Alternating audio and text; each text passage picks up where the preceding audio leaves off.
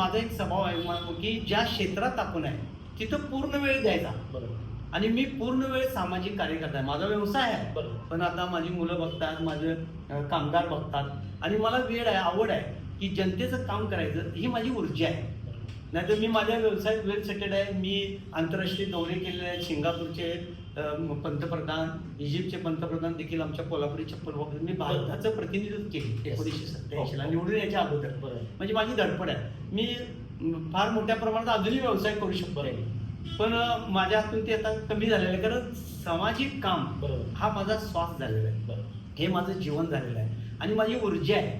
तसं मी आता वेल सेटेड आहे. लोकांना भेटायला लोकांना कुष्ठरोगी बांधवांना भेटली, मला ऊर्जा आहे. बरोबर.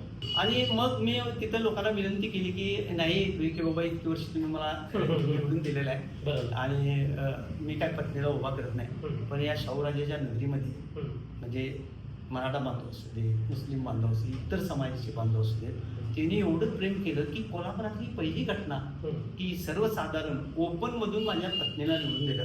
त्यांचे जे उपकार आहेत, त्यांनी जे केलेलं केवढा मोठा म्हणजे त्याग आहे की आमच्यासारख्या सामान्य माणसाला देखील म्हणजे माझी पत्नी त्यांना निवडून दिलं. अनेक इतिहास झाला त्या छत्रपती शाहूराजाच्या नगरीमध्ये आणि ते उपकार देखील मी कधी विसरू शकतो.